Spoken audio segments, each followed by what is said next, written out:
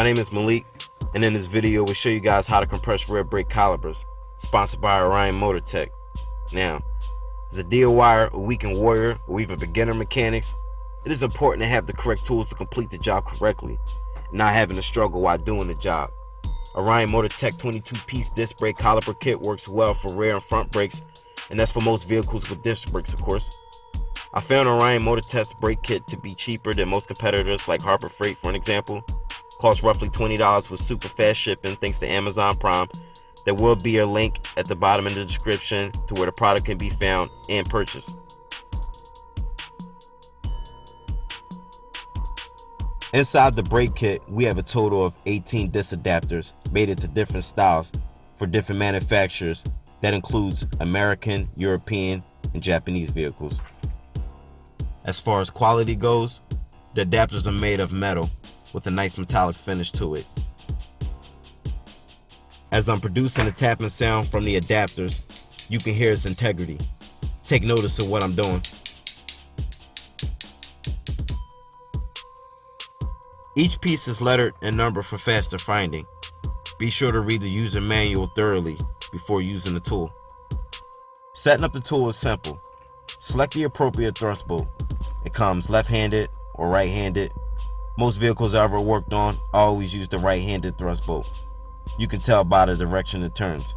They're both labeled LH, RH. If you're savvy, you can get away with using either thrust bolt. Next, place the retainer plate onto the thrust bolt. Then after that, select the appropriate disc adapter, place it onto the disc inside of the thrust bolt. And then when you're done, everything should look like this, and you want to make sure it's set up correctly before beginning the caliper piston compression.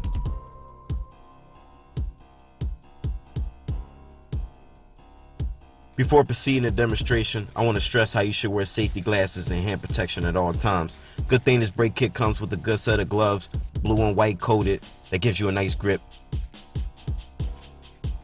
I'm using a rear caliper from a Volkswagen. You can tell from the design of the piston what disc adapter I should be using. I found out that the assigned adapter for my Volkswagen was incorrect, so I matched up one that fits good and it fits flush.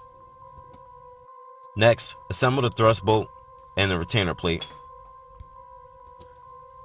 Then, properly mount and align the thrust bolt to the caliper. You will have to adjust the thrust bolt so that it sits in the caliper correctly and it does not move. The whole concept is to push in and twist at the same time. Twisting only does not help and will rotate in the same spot. Using a wrench or locking pliers, make sure that the thrust bolt never comes loose. It does not have to be super tight, but tight enough to keep the piston pushed back in, and you will have to constantly make adjustments to the thrust bolt as you turn. So everything has to be done at the same time simultaneously. Turn in, twist the thrust bolt. Turn in, twist the thrust bolt. The whole concept, you keeping the piston pushed in while rotating the caliper to the right. So, as an honest mechanic, and fixing cars is what I do every day. This is how I make my living. This is my career.